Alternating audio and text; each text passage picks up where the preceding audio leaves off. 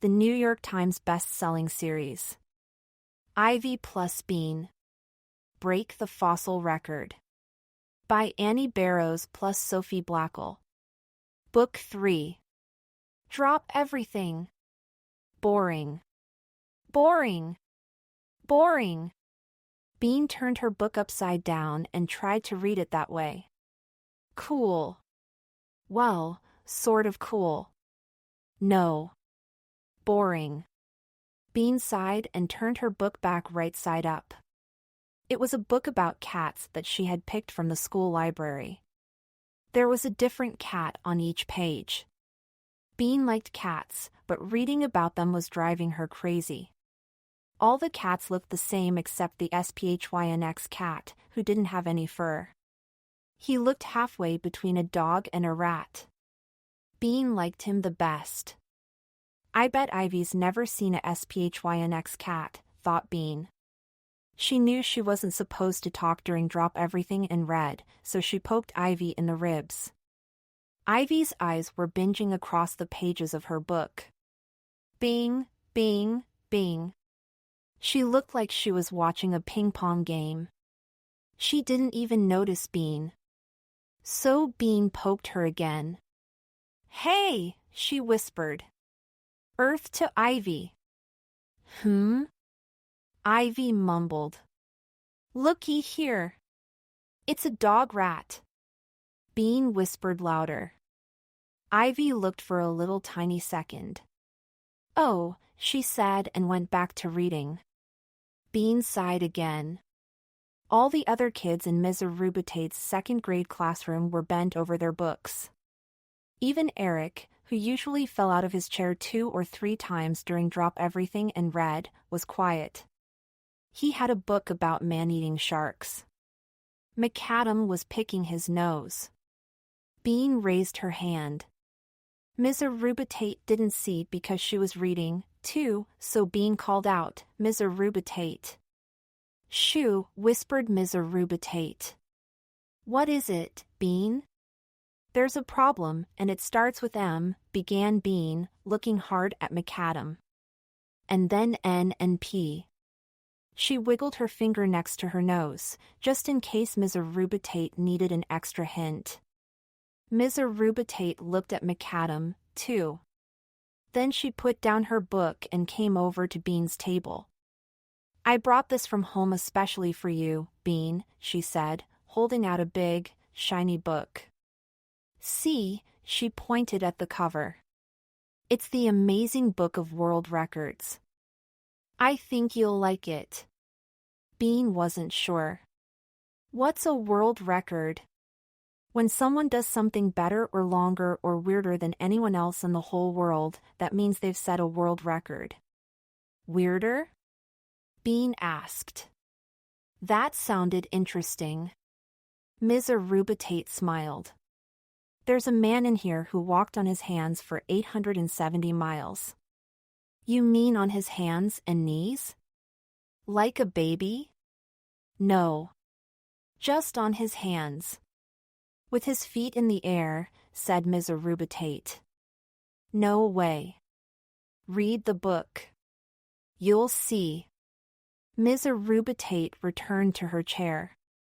Bean opened the shiny cover. On the very first page, there was a picture of a woman whose black hair trailed behind her like a fancy cape. Bean read that the hair was 19 feet long and that the woman had been growing it since she was 12. Wow, thought Bean. Doesn't it get dirt and bugs in it? Bean turned the page. Ew. A man was eating a scorpion. Double ew. He ate 30 scorpions a day. On the next page was a picture of a boy with 256 straws in his mouth. What did his mouth look like when there were no straws in it? Big and slobbery, Bean guessed. Ivy, she whispered. Ivy. Ivy's eyes stopped binging back and forth. What? Check this out. Carpet vipers, hula hoops, and 2 million teeth. He stuck 159 clothespins on his face, shouted Eric. Look at him. It was recess, but instead of soccer or jump rope or monkey bars, the second graders were huddled under the play structure. At the center of the circle were Bean and her book. Kids pulled the book back and forth, all trying to look at the pages at the same time. Look at her! 99 hula hoops at once. Vanessa squeaked. Around her neck, too. Look at this turnip. It weighs 39 pounds, said Duzit. Gross. I hate turnips, Eric said. My mom made me eat one once, and I spit it into the heater. I hate lima beans, said Duzit. Bean pulled the book back in her direction. After all, Ms. Rubitate had brought it especially for her. This guy has had more broken bones than any living human, read Bean. In the picture, he was smiling happily. He's broken his leg 14 times. On purpose? Asked Emma. I guess so, said Bean. He jumps off of buildings. Drew slid the book his way. Hey! This guy collects teeth. He has 2 million teeth. This is the world's most poisonous snake, read Leo, pointing to another picture. It's called the carpet viper. Does it live in carpets? Asked Zuzu. She looked worried. In India and Africa, said Leo. Not here. Bean slid the book back her way. Look, Zuzu. This girl did 109 cartwheels in a row. Let me see that. Zuzu grabbed the book and looked closely at the picture of a teenage girl in tights. I bet I could do 110. Bet you couldn't, said Eric. He grabbed the book from Zuzu and flipped through the pages. This dude, he ate 400 M&Ms in 1 minute, it says. That's nothing. I bet I could eat 1,000 in 1 minute if I didn't chew. You'd choke, warned Leo. No. I've had lots of practice, said Eric. Look, said Bean, reaching over Eric's shoulder and flipping pages. Look at this kid. He's only a kid, and he made a world record for hanging spoons on his face. 15. No glue, either. How do they stick? Asked Ivy, looking up from her book. I can't tell, Bean said. Sweat, maybe. Why would anyone hang spoons on their face? I don't know, but he made a world record. Bean looked at the picture. The kid was covered with spoons, but he still looked proud and happy because he had set a world record. I'm going to do 16 spoons, said Emma, staring at the picture. Hey! I was going to do 16, said Bean. She wanted to set a record and have her picture in the amazing book of world records. Spoons seemed pretty easy. And, unlike some of the records, spoons didn't hurt. But now Emma had dibs. Dang. I'm going to eat 500 M&Ms in a minute, Eric said. Where are you going to get 500 M&Ms? Asked Duzit. Eric thought for a moment. My uncle gave me $10 for my birthday. My dad said I could spend it on anything I want. I'm going to do 111 cartwheels, said Zuzu, tucking her pink shirt into her pink pants and reclipping her hair. I'm going to see if Ms. Rubitate has any spoons, said Emma. Emma and Zuzu walked off, looking important. Bean felt left out. What could she do? She flipped through the pages until she came to a picture of a woman holding a broken glass. What? Was there a record for breaking the most glasses? No, the woman had broken it by singing in a really high voice. Ah, sang Bean, but softly. Ivy was still reading. What's that book about, anyway? Asked Bean. When Ivy looked up, her eyes were shin-ing. This girl. Mary Anning was her name. She found the first whole ichthyosaur fossil in the world. She was only 12 when she did it, too. She lived near the beach and, one day, she saw a skeleton face in the cliffs. So she dug it out. It took her a long time, and everybody made fun of her, but she didn't care, and it was an ichthyosaur. Only nobody knew about dinosaurs then. She also found a plesiosaur and a pterodactyl. See? This is her. Ivy showed Bean a picture of a girl in a tall hat. She wasn't very pretty, but she was famous and important. Bean sighed. She was unfamous and unimportant. There had to be some way she could fix that. On your mark, get set, yikes. The first 40 straws were easy peasy. Bean stuck them all in her mouth at once. Then she opened another box of straws. She said to Ivy, pointing.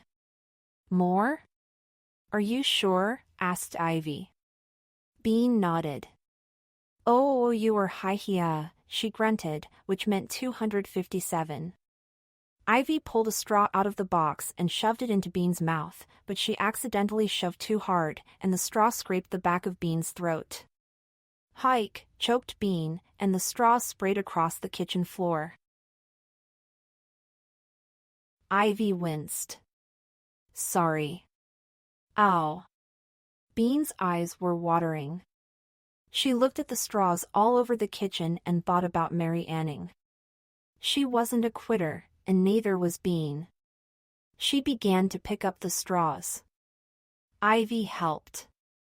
Once again, she shoved 40 straws in her mouth, and, very carefully, Ivy pushed in one more. 41. 42. 43. The girls were working so hard that they didn't hear Bean's dad come into the kitchen. 44. Hi, Ivy. Hi, Bean, what have you got in your mouth? Bean's dad said, staring. Ah, said Bean. Straws, said Ivy helpfully. She's breaking a world record. Excellent, Bean's dad said, leaning over to see better. How many does she need to get in there? 257, said Ivy. She looked at Bean. Bean nodded. How many does she have in now? 44. Her father didn't say anything, but Bean knew what he was thinking. It was no good. She was never going to get 257 straws in her mouth. Sadly, she pulled the straws out. I'll never break a world's record. She handed the spitty straws to her father. Thanks a lot, said Dad.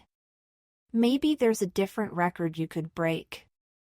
Like what? Asked Bean. I can't walk on my hands. Bean's dad glanced at the sink. He hadn't washed the breakfast dishes yet. Why don't you set the record for fast dishwashing, he said, smiling. That would be a good one. Bean ran to get the book. There were no records for fastest dishwasher. This is going to be a piece of cake, said Bean, looking at the counter piled with plates. You could do it slowly and still break the record, said Ivy. It'll be better to do it fast, said Bean. Super fast. Then no one will ever break my record. Her father began to look a little worried. Maybe this isn't a very good idea. Dad, every day, you and Mom tell me I have to wash the dishes, said Bean, and now, when I finally want to, you say it's not a good idea. She shook her head. Grown-ups were so weird. Well, said her dad, okay. But be careful. What was he talking about? She was always careful. Bean began running nice warm water in the sink. She squirted out a big jet of soap, and mountains of bubbles grew. Keep your eyes peeled, she said to Ivy. You'll probably only see a blur. Bean's father ran his hands through his hair. Couldn't you grow the longest fingernails instead? He asked. Takes too long. You're the official timekeeper, Ivy, said Bean as the water gushed. And Dad, you have to take a picture of me when I'm done. With all the shiny clean plates. Sure, said her dad. I'm going to do all these plates in 5 minutes, said Bean. Got that? 5 minutes. Okay, said Ivy, looking at the clock. On your mark. Get set. Go! Bean grabbed a plate and plunged it into the water. Wipe, wipe, wipe. She rinsed it in the next door sink. Rinse, rinse, rinse. She put it in the dish rack. Okay. Next plate. Wipe, wipe, wipe. Rinse, rinse, rinse. Dish rack. How am I doing? 1 minute gone, said Ivy. Wow. Bean looked at the pile of plates. She would have to hurry. Quickly, she put 2 plates in the soap and wiped them. Quickly, she rinsed them. Rack. Again. Wipe. Rinse. Rack. Again. Wipe. Rinse. Rack. Again. Wipe. Rinse. Rack. Again. How many more minutes? Yelled Bean as she scrubbed. You've got half a minute left, said Ivy. Oh no! Frantically, Bean took 2 more plates and plunged them in the soap. Zip, she wiped them. Zip, she put them in the clean water. Dish rack. Only 10 more seconds, called Ivy. There was 1 more plate left. Bean whizzed it into the soap and shook it. Hurry! She whizzed it into the clean water. Hurry! 1 more second. Bean panicked. YAH, she screeched, hurling the plate at the dish rack. It flew over the rack and crashed to the floor, shattering into a million pieces. There was a stunned silence. Ivy, Bean, and Bean's dad stared at the little bits of plate sprinkled over the floor. Finally, Bean spoke. Did I do it in 5 minutes? Ivy shook her head. No. Dang. What a scream.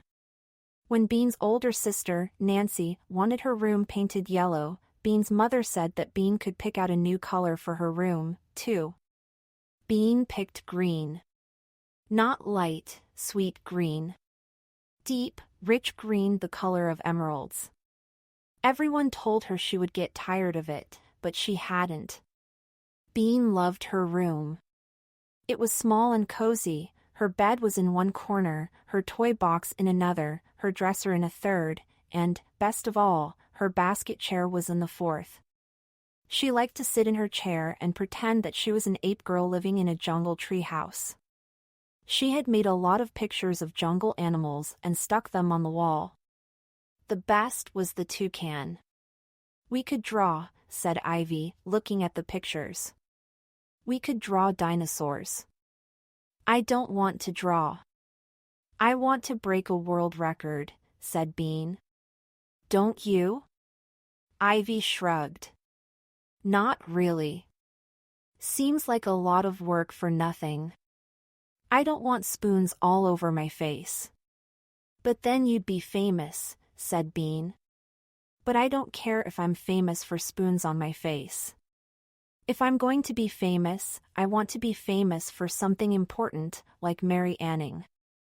Bean shook her head. Spoons would be fine with her. But spoons were taken. Bean stared at her green wall and tried to get an idea. Ivy lay down on Bean's bed and tried to imagine finding an ichthyosaur. Quiet minutes went by. Hey, said Bean. Ivy looked at her.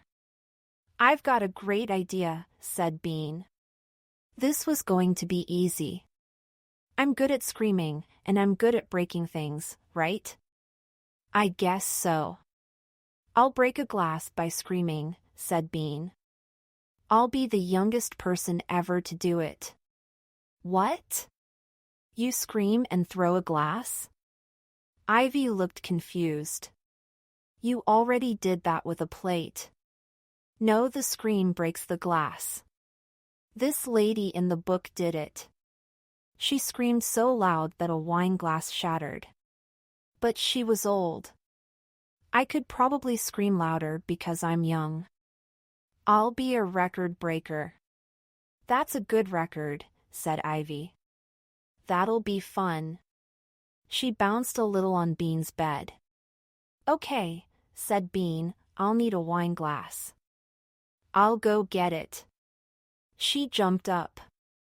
And then she sat down again. Her dad was still sweeping up little pieces of plate. He probably wouldn't be very happy to find out that she was planning to break something else. Maybe she could find something made of glass upstairs where he wouldn't need to know about it. Not a mirror. That was bad luck. But there had to be something she could use. I've got it, she yelled. Got what? Nancy's glass animals. I'll shatter one of them. It'll be even better than a wine glass. Won't Nancy get mad? Bean pictured Nancy's face and then quickly put it out of her mind. No. She has gazillions of them, and besides, I'll glue the animal back together when I'm done. She won't even notice. I hope, she added silently. Ivy went on a spying mission down the hall, past Nancy's room. The coast is clear, she reported when she came back. She's not in her room. Okie doke, said Bean. She took a deep breath and headed for the door on super quiet tiptoe. Nancy's room was very organized. All her books were neatly arranged by color. Her yarn for knitting was rolled into tight balls. Her friendship bracelets were lying side by side on her dresser. And her glass animals were lined up in two long, straight rows across the top of her bookshelf. It was like a glass animal army. Nancy had been collecting them since she was 5. She had plain china cats and dogs and turtles, the kind that you can get at the drugstore, but she also had some fancy animals, too, tiny dolphins and horses and butterflies. She had a beautiful unicorn with a blue glass horn and a peacock made of glass that shimmered like rainbows. Bean wasn't going to hurt him. But right in the middle of the army was a gloopy-looking octopus with 8 squiggly legs. That was the one, Bean decided. Its legs were thin. They would probably pop right off if she gave a good scream. And they'd be easy to glue back on. Nancy would never have to know. Bean grabbed the octopus and stuffed it down her shirt, just to be safe. She tiptoed back to her room. Got it, she said, setting the octopus on her dresser. She took a few short breaths to get in the mood and looked hard at the little octopus. Its gloopy head dangled on one side. Prepare to die, she told it and opened her mouth. Then she paused and looked at Ivy. You might want to cover your ears. Okay. Ivy stuck her fingers in her ears. Bean screamed as loud and high and shattering as she could. The octopus just sat there. It didn't even crack. So Bean screamed again, louder than she had ever screamed before. But even through her scream, Bean could hear another sound. It was the sound of her father running up the stairs, very, very fast. A second later, he burst through the door. What? What's the matter? He shouted. His face was whitish-gray. Bean stopped screaming. Nothing, she said. What's the matter with you? Watch your tail, Mary Anning. It was cold outside. The two girls squished into Bean's tiny playhouse. How long do we have to stay out here? Asked Ivy. I don't know. He said until dinner, but I don't think he meant it. Bean sighed. She knew he meant it. Is your mom home? Not yet, I don't think. Bummer. He'll let us in if it starts raining, won't he? Yeah, but I don't think it's going to rain, said Bean, peering out the bitty window at the sky. Mary Anning used to go out hunting for fossils in storms. She didn't mind, said Ivy. She built her own wooden tower next to the cliff where she saw the skeleton, and she lay down on it and chipped the ichthyosaur out of the cliff even though the tower was shaking and the rain was pouring down on her. Why didn't she just wait until it stopped raining? Asked Bean. She was afraid that the bones would get washed away in the storm, explained Ivy. Wow. Bean pictured herself lying bravely on top of a shaking wooden tower with rain falling in her eyes. It took her a year to get the whole body out, Ivy added. Chip, chip, chip, a tiny bit at a time. A year, yelped Bean. Didn't she get bored out of her mind? No, said Ivy. It takes a lot of patience to dig up fossils. She sat up and peered out the other bitty window of the playhouse. Dinosaurs lived all over, you know. I know. There were dinosaurs around here, too. Not ichthyosaurs, but other kinds. Maybe just little ones, said Bean. Maybe just little ones, said Ivy. But still, dinosaurs. I've always liked those little ones with the deadly claws, said Bean. Mary Anning found fossils right on the top of the ground, but sometimes they're buried deep in the dirt. We might have to dig for a long time before we find one. That's okay. We're patient, said Bean. She was beginning to get it. Where do you keep your shovels? Said Ivy. Bean loved to dig. Her shovel flashed, and dirt flew through the air. Soon, there was a nice, wide hole next to the trampoline. Ivy knelt beside it and ran her fingers through the dirt. We have to inspect every bit of it, Ivy said. Even slivers of bone are important to paleontologists. What's that? That's us, said Ivy. The people who dig up dinosaurs are called paleontologists. Cool. Bean felt cheerful. She loved the crunch of her shovel as it went into the earth. She loved hurling the dirt behind her without looking. Hey, watch out! You got dirt in my hair, cried Ivy. We're paleontologists. We can't be afraid of a little dirt, yelled Bean. The hole was almost 2 feet deep, and the dirt was getting darker and wetter. She flung a big hunk of it over her shoulder. Ouch! Something bounced off of Ivy's head and landed next to her knee. She picked it up, brushing away the mud that was stuck to it. What was it? It was about as long as her hand. It was narrow at one end and flared out at the other. It was grayish-brown. It was a bone. Bean! Ivy gasped. Look it! I got one. Bean's shovel crashed to the ground and she rushed to Ivy's side. Ivy handed her the gray-brown bone. Bean stared at it and then gave a long whistle. Watch your tail, Mary Anning, she said. Here we come. Ivy Beanosaur. They dug for half an hour without finding any more bones. Bean was on the edge of giving up. She figured that one bone was a lot more than most people found. But then she thought of Mary Anning chipping for a year. She didn't want to be wimpier than Mary Anning. Or Ivy. So she dug and dug. Ivy's nose was running, and she had mud all over her. Also, her feet had gone to sleep from being kneeled on. But she didn't give up either. She combed through each new load of dirt with her fingers, feeling for bones. She found a lot of rocks. She found a marble. She found a piece of blue plastic. Then her fingers, burrowing into the mud like worms, plucked out another bone.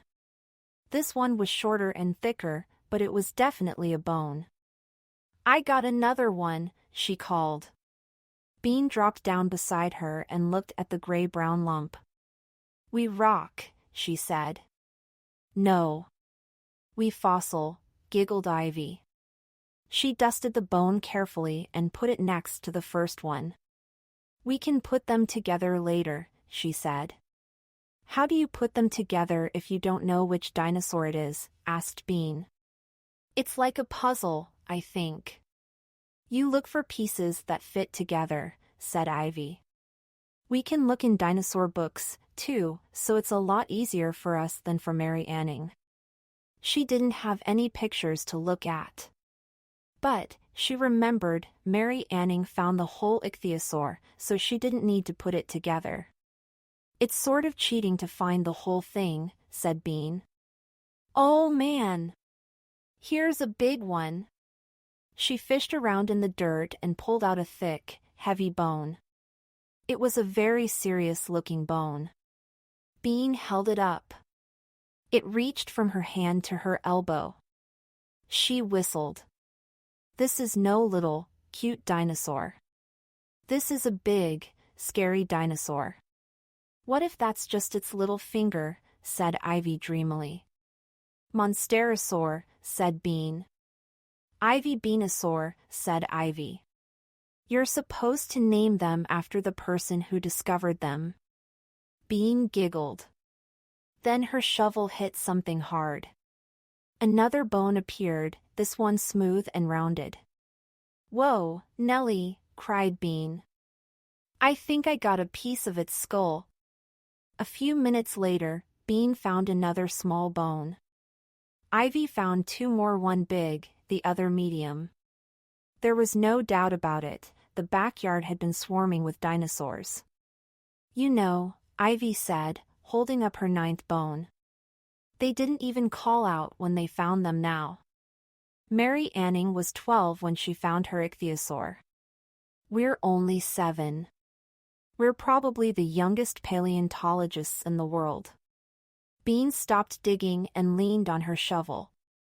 The youngest paleontologists in the world? Ivy, you know what that means? Huh? It means we're record breakers. Ivy stopped rubbing dirt. She and Bean grinned at each other.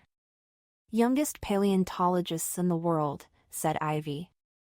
That's way better than spoons. By the time Ivy had to go home, the girls had found 17 bones. They were all different sizes, but they were clearly from the same dinosaur because they were all the same shade of grayish-brown. Bean's father called her in for dinner. Bean washed off most of the dirt and sat down at the dining room table. She smiled, thinking about the dinosaur skeleton she and Ivy were going to build. They were totally awesome. They would probably be on TV. Her parents would have to let her watch TV if she was on it. Bean noticed that Nancy was sneering at her. She was still mad about the octopus. If I ever catch you looking at one of my glass animals again, you'll be sorry, Nancy hissed while their father served up their pasta. What am I supposed to do? Put a blindfold on when I go into your room? You're not supposed to go into my room, said Nancy. Because it's my room. Daddy, can I get a lock on my door? No, said Dad, bringing in their bowls. Bean stared at her pasta. It looked funny, but she decided not to say so. This pasta looks weird, said Nancy. That's what I thought, but I didn't say it, said Bean. Mom says if you can't say something nice about your food, you shouldn't say anything at all. Nancy lifted one eyebrow and said, little children who break dishes, steal other people's stuff, and screech their brains out have no right to talk about what other people do. How about if we don't talk at all for a little while, suggested Dad. Fine with me, said Nancy. Me, too, said Bean. So she didn't tell them anything about the amazing dinosaur find in the backyard. Serves them right, she thought. I'll be the youngest paleontologist in the world, and they won't even know it. Believe it or not. Breaking a world record is harder than it looks, said Emma the next day at recess. The second graders who had gathered around the amazing book of world records the day before were huddled under the play structure again. Without the book. I could get 2 spoons stuck on my cheeks, no problem, Emma went on, and for a second, I got 3. But that's all. I wish the book said how that kid did it.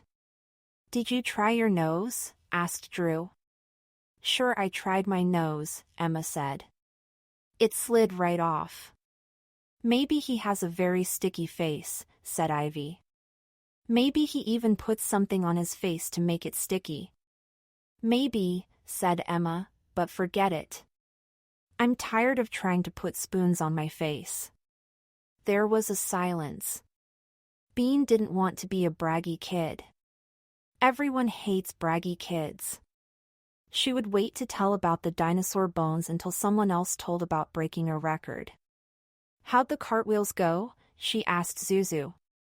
Super great, said Zuzu. You did it? Asked Ivy. 111 cartwheels?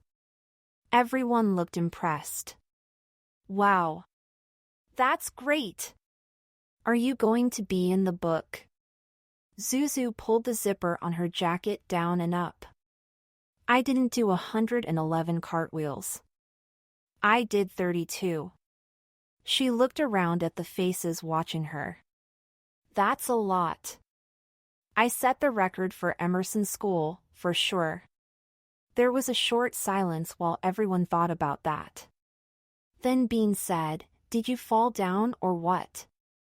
I crashed into the fence, said Zuzu. Got a bunch of splinters. She held up her knee. It looked like she had pepper under her skin. Ouch, said Ivy. She hated splinters. If my backyard was a mile long, I bet I could have done it, said Zuzu. Eric's not at school today, said Vanessa.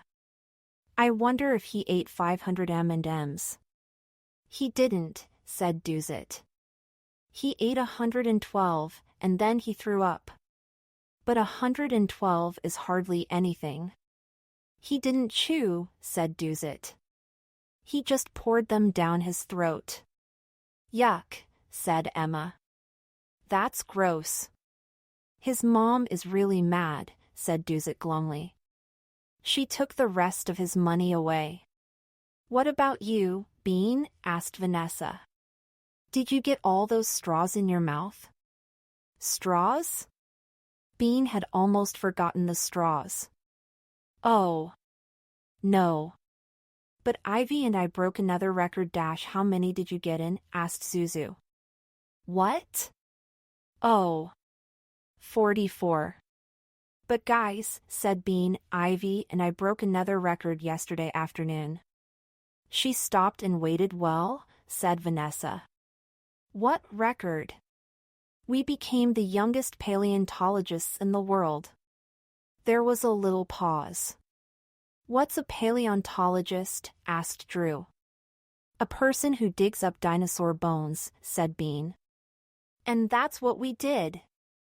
We dug 17 dinosaur bones out of my backyard yesterday. And today we're going to get more. And then we're going to put them together and make a dinosaur skeleton. Nobody said anything. Isn't that cool? Said Bean. What was the matter with them? You did not, said Duzit, finally. We did too, cried Bean. 17 dinosaur bones? No way, said Emma. Yes way, said Bean firmly. Zuzu and Emma gave each other a look. Bean felt her face get hot. People don't just find dinosaur bones, said Vanessa in a grown-up voice. Dinosaur bones aren't just lying around. Sometimes they are, said Ivy. That's how Mary Anning found them. Until yesterday, Mary Anning was the youngest paleontologist in the world, said Bean, trying again. Now Ivy and I are. You can't just say you broke a record and get in the book, said Vanessa. You have to prove it. We can prove it, said Ivy. Her face was getting a little pink, too. We have the bones. How do we know that they're not chicken bones you stuck in the ground yourself? Vanessa said. They're not chicken bones.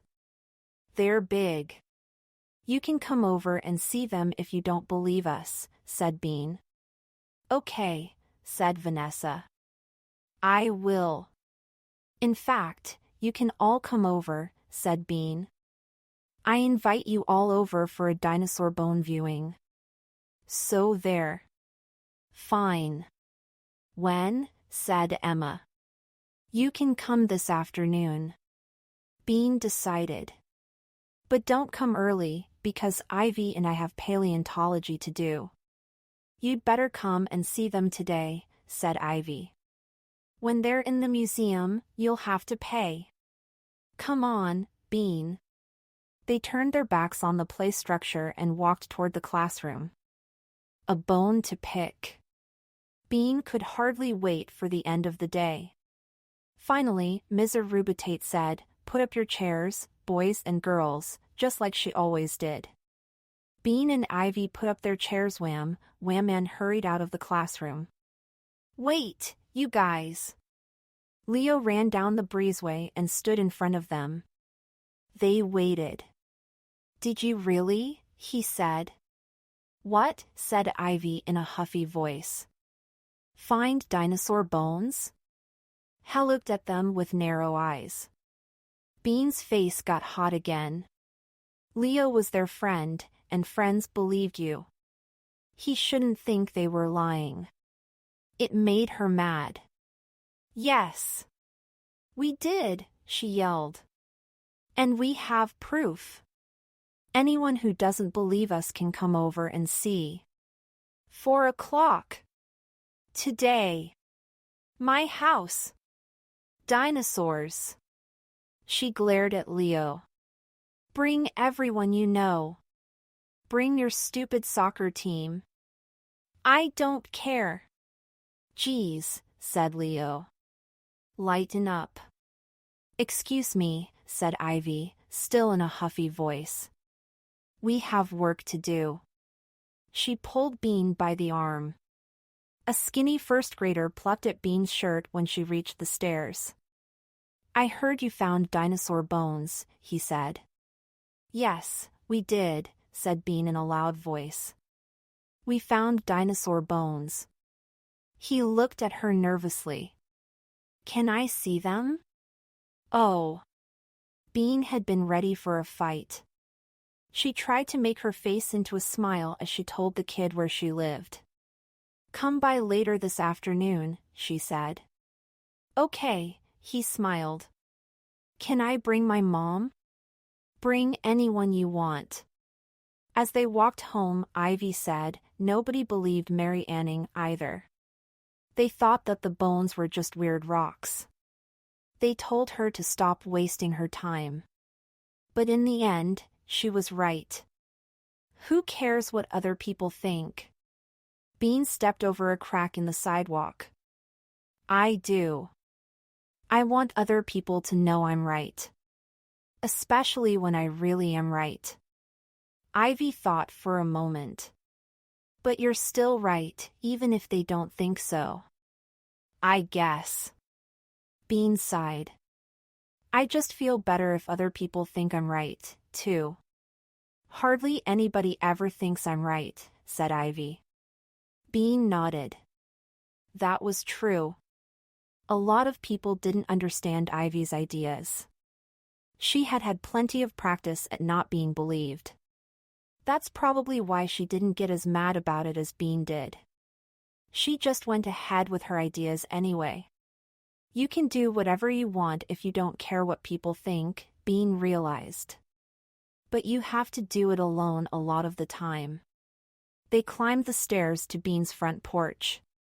We need a good snack, said Bean. We have lots of digging to do. A great big snack, agreed Ivy. What do you have? Trail mix, said Bean. The kind with chocolate chips. Cool. We can eat it while we dig. We should be kind of quiet, Bean added. I think my dad is still a little grumpy from yesterday. But he wasn't. He was standing in the front hall with a big smile on his face.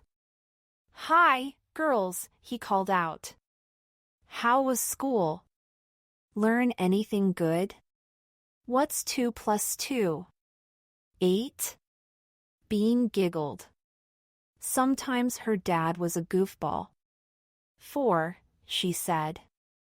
Wrong again. He slapped his head. You want a snack? I made banana bread. You did? How come? Bean said. Because I make great banana bread. Duh, he said, bustling toward the kitchen.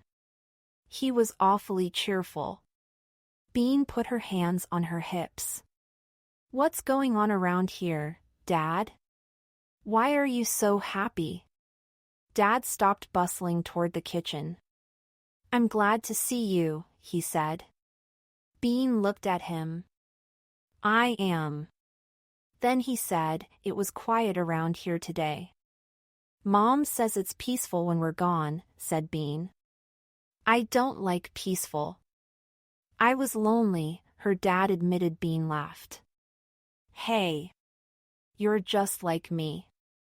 Her dad had been so lonely that he had made 3 loaves of banana bread. He cut 2 thick slices and poured 2 glasses of milk and brought them to the kitchen table. Then he sat down to watch Bean and Ivy eat. What are you guys up to this afternoon? He asked. The girls exchanged glances. It's a secret, said Bean slowly. If she told him, he might want to help, and that would ruin the youngest paleontologist record. He was old. But by the end of the afternoon, you'll know. The end of the afternoon? He looked disappointed. Oh. Ivy felt sorry for him. Thanks for the banana bread, she said. It was delicious. You're welcome. He picked up the newspaper. See you later, said Bean, getting up. She stopped and turned back to the table. There might be some kids coming over later, she said. Just in the yard. He was reading. Kids. Great, he said. Dorkosaurus. I think we better stop now. We've got to start putting them together, Ivy said. Okay. Bean's arms were tired anyway. We can always dig up more later. There seemed to be no end to the bones in the ground. They had found 4 more since they had begun. The bone pile was getting high. Both girls stared at it. Said Ivy. Said Bean. They never talk about this part in books, said Ivy.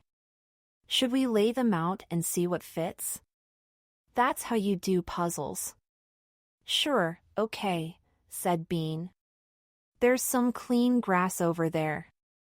Lying out on the grass, the 21 bones didn't look much like a dinosaur. It didn't look much like anything. Maybe it's just one part of a dinosaur, said Bean. Or maybe it's a small dinosaur, said Ivy. Remember, the small ones were more common. Right. Ivy picked up the rounded piece that Bean had found the day before. Let's start with this. It's a piece of skull. She put it down on the ground, apart from the other bones. So now we have to find a neck. Bean picked up the long, thick bone. I bet this is a neck. Ivy tilted her head to one side as she looked at it. I think you're right. This was fun. Oh, the neck bone's connected to the shoulder bone, sang Bean. Ivy put down a small bone that was almost the shape of a shoulder. And the shoulder bone's connected to the arm bone. There it is! Ivy put down a narrow bone. and the arm bones connected to the hand bone. They didn't have hands. Ivy giggled. How about the backbone? Okay, the backbone. Ivy put down the first bone they had found. It flared out at one end. That's the hip, said Ivy. Right, said Bean. Then she sang, the hip bones connected to the leg bone. Piece by piece, they made a dinosaur. It was a small dinosaur, and some parts of it were missing, but they would probably find those the next time they dug. When they had it all arranged, they stood back to look at it. Pretty good, said Ivy. Don't you think we should stick it together? Yeah. I think they do it with wire in museums. Do you have any wire? Wire? I don't think so, said Bean. Ivy thought for a minute. Just for now, we could use tape. We can take it off when we get some wire. Tape. You got it. Bean ran inside. I think it's almost 3:30, she said when she came out. In-betweens were hard. She was only positive when it was exactly an o'clock. This won't take long, Ivy said, pulling out a long piece of tape. She wrapped it around the skull and connected the other end to the neck bone. She had to wrap it 4 times before it stuck. Bean began to work on the foot. It only had 1 foot. They were working so hard that they didn't see Nancy until she was standing right next to them. That's disgusting, she said, staring at their dinosaur. Bean jumped. For some reason, she didn't want Nancy to know about the dinosaur. Go away, she said. What is that? Nancy asked. Bean would never have answered in a million years, but Ivy didn't know about sisters. It's a dinosaur, she said. A compsognathus, I think. A dinosaur? Nancy began to laugh a high, mean laugh. You think that's a dinosaur? Bug off, potato face, yelled Bean. She was getting a bad feeling. It's a Dorkosaurus, squealed Nancy. She held her stomach like it hurt from laughing. Bean glared at her. You guys are total losers. A dog buried those. The people who lived here before us had a dog. Look, she pointed at the neck bone. That's a steak bone. Get out of here, shouted Bean. She looked around wildly for something to throw at her. Don't worry. I'm leaving, said Nancy, smiling. Wait till I tell Dad. He's going to be mad that you dug up the yard. She stood on the back porch and made an L for loser sign with her finger and thumb. Shut up, screamed Bean. She looked over at Ivy. Ivy was just sitting in the dirt. Bean stared at the dinosaur. Dog bones? Is that why they were so easy to find? Bean felt heavy all of a sudden. She wasn't the youngest paleontologist in the world anymore. Mary Anning still had the record. And Bean had nothing. Maybe she's wrong, said Ivy, finally. Maybe, said Bean. Somehow, she didn't feel very hopeful. The back door opened, and Bean looked up, ready to shout at Nancy. But it wasn't Nancy. It was her dad. He came down the stairs slowly, looking at the hole and the dirt pile and the bones. Then he looked at Bean and Ivy, sitting quietly on the ground. Are you mad about the hole? Bean asked. No. The hole's fine, he said.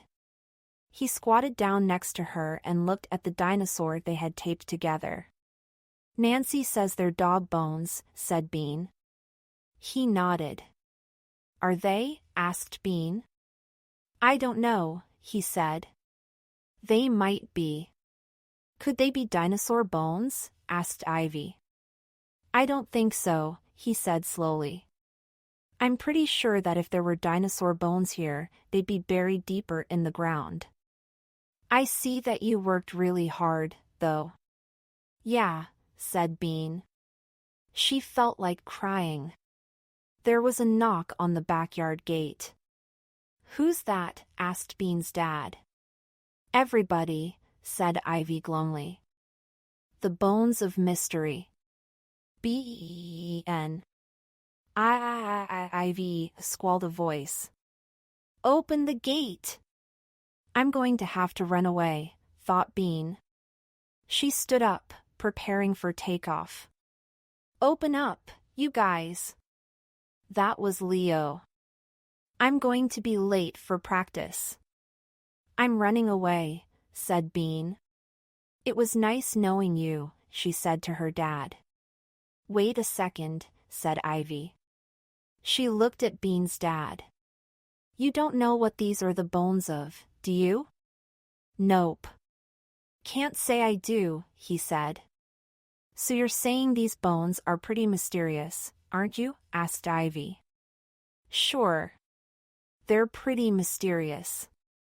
The most mysterious bones you've ever seen? He smiled. You bet. Ivy nodded. Good. B-E-N. Ivy turned to Bean. Don't worry. It's going to be okay. She walked calmly toward the back gate and opened it. People streamed in. Bean couldn't believe how many there were. Vanessa, Drew, Duzit, Emma, Zuzu, Sophie W., and Sophie S., Marco, Anya, Nassim, Jared, Leo with 5 guys she didn't know, Leo's sister Kiki, Isaiah, 2 fourth-grade girls who Bean didn't know the names of, Leanne from down the street, the skinny little first grader along with about 6 other skinny little first graders, some tiny brothers and sisters, and assorted moms. Hi, said Bean in a small voice. What was she going to say to all these people? What happens next? Bean's dad whispered in her ear. I don't know, said Bean nervously. The tiny kids started playing in Bean's playhouse, and the moms stood around the edges of the yard looking like they were late for something else, but the big kids crowded around Ivy and Bean. They didn't look really friendly. So let's see the dinosaur bones, said Vanessa. Yeah, squeaked the skinny first grader. Showtime. Then Bean heard Ivy take a deep breath. Attention, please. Ivy called. She climbed up onto the trampoline and stood there, looking down at everyone. I have an announcement. What? Said Leo. Not even Mary Anning was as brave as Ivy, Bean thought. She felt suddenly lighter. The crowd grew quiet, watching Ivy. She cleared her throat. This afternoon, we had a visit from an expert, and he told us that these, Ivy pointed to the bones, are not, I repeat not, dinosaur bones. She looked at the crowd below her. The expert was unable to identify these bones. He says these are the most mysterious bones he has ever seen. Because of that, he has decided to name them the bones of mystery. Wow. Bones of mystery. That's exactly what they were. Bean climbed onto the trampoline and stood beside Ivy. These are the bones of a creature never before seen, she said in a loud voice. Possibly a man-eating, saber-toothed, deadly-clawed creature. We will let you know what the creature is as soon as studies have been done, said Ivy. We regret any inconvenience. There was a silence. Ivy and Bean looked down at the kids standing around the trampoline. They looked back. Finally, the skinny first grader said, Can I touch the bones of mystery? You may, said Bean, feeling like a queen. Kids quickly clustered around the bones, inspecting them and fingering their dirty dryness. Then Bean's dad spoke up. I have an announcement, too, he said. Banana bread will be served in just a moment. Guests are invited to jump on the trampoline in the meantime. Cool, said Duzit, dropping his bone. Let me up there. Me, too, yelled Emma. I bet I can do a flip. So can I, said Zuzu. There was a rush for the trampoline. Ivy and Bean climbed down to let the others up. Vanessa stood nearby. I told you they weren't dinosaur bones, she said. Bean sucked in her breath. She knew what she had to say. You were right, and we were wrong, she said. Probably. I think it's pretty exciting to find a creature that's never before been seen, said Ivy. Especially a saber-toothed one. Have some banana bread, said Bean's dad, coming up to them with a plate piled high. Thanks, said Vanessa. She took 2 pieces. Leo was poking the bones with his foot. Bones of mystery, he said. You guys are wacko. Ivy and Bean looked at each other. That's what they said about Mary Anning. Another day, another record. The banana bread ran out quickly, but nobody left. Kids were digging and jumping and running around. The first graders were spraying the hose into Bean's hole. The moms were standing in a circle, chatting. Bean found her dad sitting on the stairs. Will you go get your camera? She asked. Please? He put his arm around her. Why? I think I'm breaking a record, Bean said. Oh yeah? What record? Biggest playdate ever. Come on, go get the camera. You have to have proof. Bean gave him a shove. Okay. He got up and went inside. Ivy climbed the stairs and sat next to her. I'm still bummed that they aren't dinosaur bones, she said. Yeah, Bean said. She was still bummed, too. She had really wanted to be the youngest paleontologist in the world. She looked out over the backyard full of kids. Maybe it wasn't going to be the biggest playdate in the world either. She should probably have a backup. I think I should try to break glass by screaming again. A wine glass. Not an animal. Ivy nodded. A wine glass would be easier. I'm going to do it. Tomorrow. Bean's dad came back out on the porch with the camera. What are you going to do tomorrow? He asked. Bean and Ivy smiled at each other. Never mind, said Bean. The end. Ivy plus Bean. Book 4. Sneak preview of Book 4.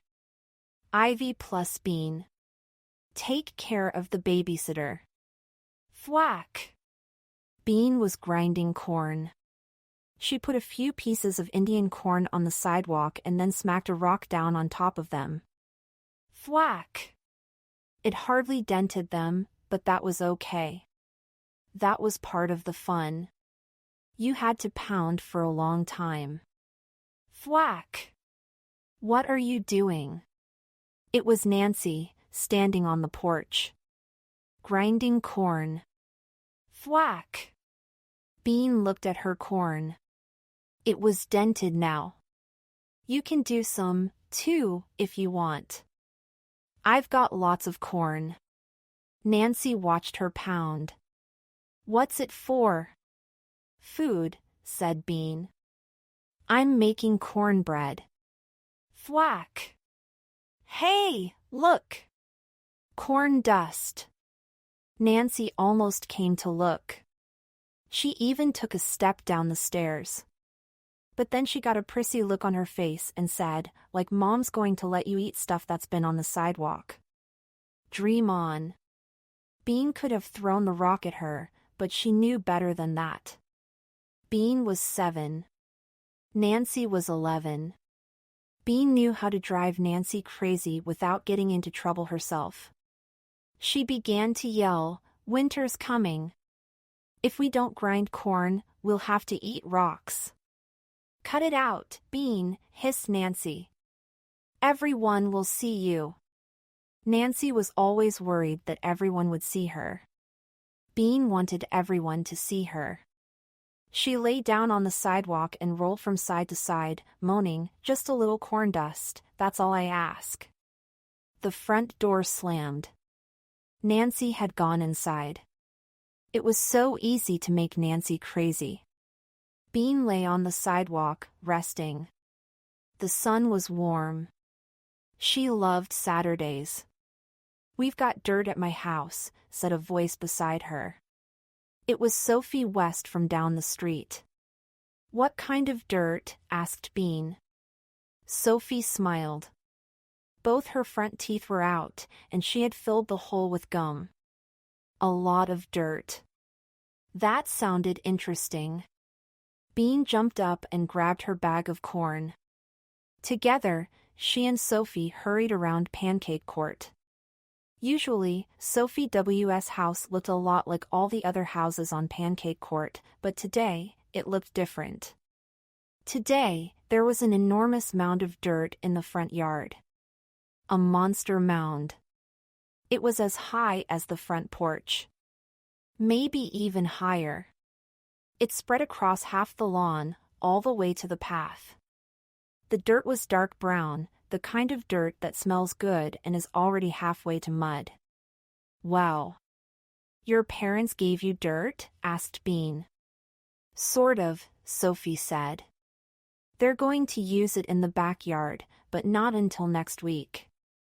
"We can play on it?" asked Bean. It was too good to be true. "It's okay with your mom?" Sophie W. looked at her front door and giggled. "My mom's not home. There's a babysitter in there." Bean stared at the mound. They wouldn't put it out in the front yard if they didn't want people to use it, she thought. "Shouldn't we ask the babysitter?" she said. Just at that moment, a teenage girl stuck her head out the front door. She was the babysitter. "Oh," she said to Sophie. "There you are." "Is it okay if we play with this dirt?" asked Bean politely. The teenager looked at the mound like she had never seen it before. "I guess." Don't track it into the house." "No problem," said Bean. "We don't even want to go in the house." The babysitter nodded and turned to Sophie. "I guess I'll be watching TV, okay?" "Sure," said Sophie. She and Bean waited until the teenager had gone inside. Then Sophie turned to Bean. "What should we play?" "Play?" said Bean. "We haven't got time to play. This volcano's about to blow."